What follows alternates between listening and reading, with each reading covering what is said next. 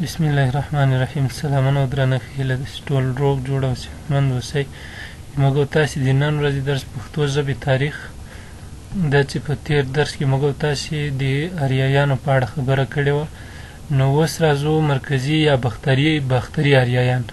د مرکزي اریایانو په اړه لیکلي اسناد په واک کې نشته. نو دغه د اریایانو په اړه چې موږ او تاسې کوم بحثونه کوو دا د موږ او تاسې هغه بحثونه دي چې په ځینو کتابونو کې یا د خلکو له خولې سینه په سینه رالیږدېدلي دي. نو دغه اثار اکثر افسانوي اساطیري او د لرغونو ویدي اثارو له مخې را انتقال شوي یا تر موږ را رسېدلي دي چې دا د اوستا د کتاب یا د زردشت د دین د لیکنې تر وخته پورې دغه اثار سینه په سینه رالیږدېدلي وو.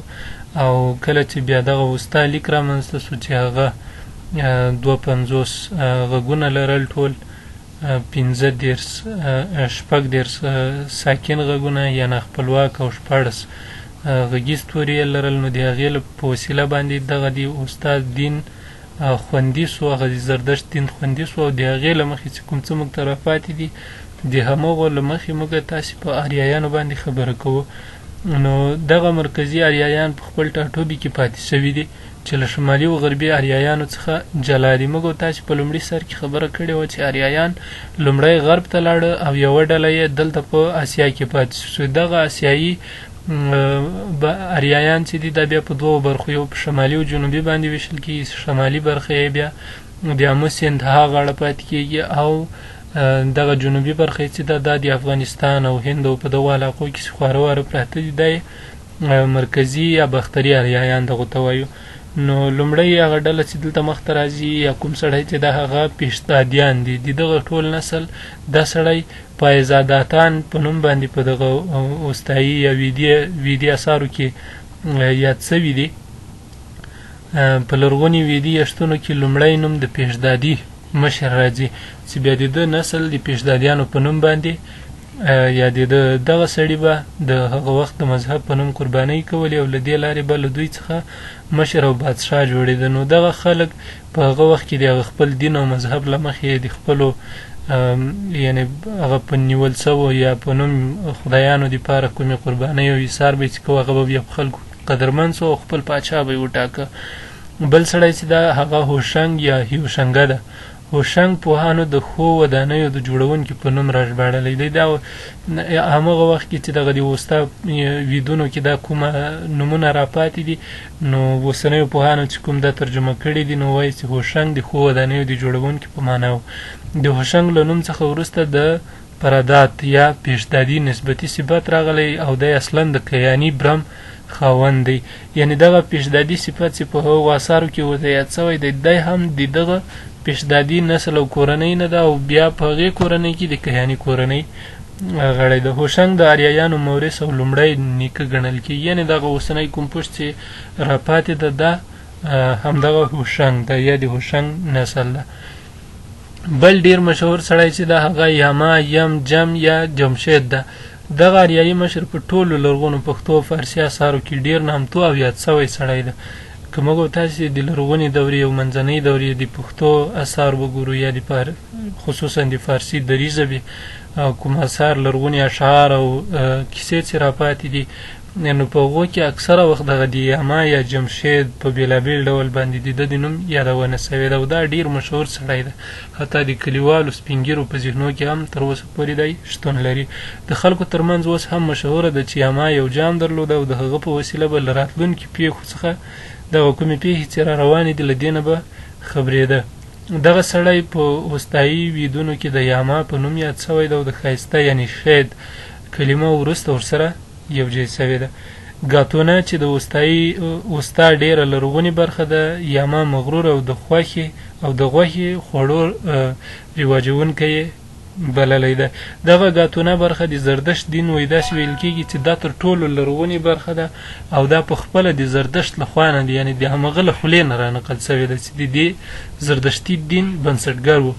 نو زردشت بیا دغه یاما چې ده دا یې غندلی ده چې دا ډېر مغرور سړی و او ډېر تورزن و او د دې تر څنګ یې هغه وخت کې د زردشت په دین کې د غوښه خوړل حرام و یا د هغوی له نظر نه د غوښې خوړل ښه نه و، خو دا یاما لومړنی سړی و چې خلکو ته یې د غوښې د خوړلو اجازه ورکړه یا یې په خلکو باندې د غوښې خوړل لازمي کړه. د وسطا په وروستۍ برخه وندیداد کې راځي چې جمشید یاما له اهورامزدا څخه بادشاهي اخلي او اهورامزدا د په بادشاهي کې ساړه او ګرمي ورکوي. کله چې دغه اهورامزدا ته وایي دی اهورامزدا وایي ده ته وایي چې ته د ما د مخلوق سرپرستي واخله، نو وایي دی ورتېنه غوښتنه کوي چې ته به د ما په پادشاهي کې دا ساړه او ګرمي ورکوي او بل به د زړښت به نه راولي. یعنې دغه شل کلن پلار به له خپل شل کلن زوی سره دواړه زلمي غوندې ښکارېدل. یعنې دا افسانه ده که نه. دغه راز یاما ته د همدغه اهورامزدا وایي یاما ته د زرو غمی او زرین امسا ورکړه او د یاما بادشاهي له همغه وخت نه شروع سوه. د ده دغه غرور او هغه کومه تورزني چې وه دا له همدغه وخت نه وایي شروع سوه. بل ځای بیا ویل کېږي چې یاما د ضحاک لخوا زخمی شو، بیا زابل ته وتښتېد او په زابل کې د یو بادشاه لور وکړه، خو بیا په همدغه وخت کې وایي دی چین ته یا دغه د افغانستان د ختیځ خواته په تېښته و. نو په ده وخت کې د یو بل ضحاک لخوا چې هغه سپینتور یا سپیتوار نومېده، دغه پښتو ژباړه چې اوس سوې ده یا زموږ پوهان سپیتوار د سپین تور په نوم باندې یادوي، نو د همدغه سړي لخوا وایي دی د یوې ونې لاندې ووژل شو او ختم شو. بل سړی بله ډله چې ده هغه یا بل سړی یا بل خو دلته په سړي باندې ځکه یادېږي چې وروسته دغه پوښتنه پسې ور اضافه سوي دي. ضحاک اژي دهاکه دغه سړی ده او بل دوهم سړی چې دغه فریدون ده. لومړی چې د ضحاک باندې خبره کوو، ضحاک په اریایي یاداشتونو کې د اریایي تمدن یو مخالف عنصر یاد شوی ده. دغه ضحاک چې په دغه څومره متنونه یا څومره افسانې صرافاتې دي وایي دا د اریایي هغه کوم دغه که پیشدادیانو که هیوشنګ و که یاما و د دې ټولو خلکو مخالف پاتې شوی دی، دغو اریایانو دښمن په شکل باندې یاد شوی. تر یاما وروسته دوهم نوم چې په دغو افسانو او اساطیرو کې مخې ته راځي هغه ضحاک ده. یعنې د ډېر رعب او دبدبې دوهم نوم چې مخ ته راځي هغه ضحاک ده. ضحاک کله د اژدها او کله هم د اهریمن یو فاسد استازی بلل شوی ده چې اهریمن د دوی دغه وخت هغه نیول شوی یو خدای و خیالي. ځینو مورخینو ضحاک ګاتلادني آثوري او کردان بللی دی. نو آثوري چې ده د دغه یوې ډلې دغه ډله چې ده په حامي سامي کورنۍ پورې تړاو لري، نو په دې خاطر باندې دوی وایي چې ده ضحاک ده. او دا نورې دوه ډلې کاتلادني او کردان هم په دې خاطر باندې دا سړی دی بېګانه بلي چې دا د اریایانو کې چې مخالف عنصر و، همیشه اریایان ځورول. بل دوهم سړی چې ده هغه فریدون ده. په وسطا کې د ترې تونا په نوم باندې یاد شوی ده. علي احمد کوزاد وایي له یاما وروسته فریدون د هغه ځایناستی شو او د دغه فریدون شهرت په دې کې ده چې کله یاما یا جمشید وژل کېږي مړ کېږي او له منځه ځي، نو په دې سره د اریایانو هغه کوم برم چې و هغه له منځه ځي.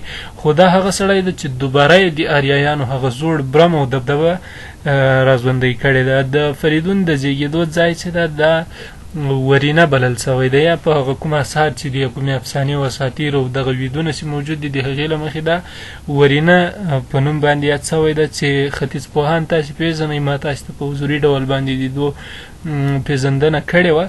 نو د ځینو ختیځ پوهانو دغه ورینه وایي چې دا یلم یعنی ګیلانیان چې دا اوس د پښتنو یو مشهوره ډله ده او د دوی د اوسېدو ځای ده، وایي دغه ځای بلل شوی ده. نو دا د موږ تاسې د نن ورځې درس تر بیا ښې چارې.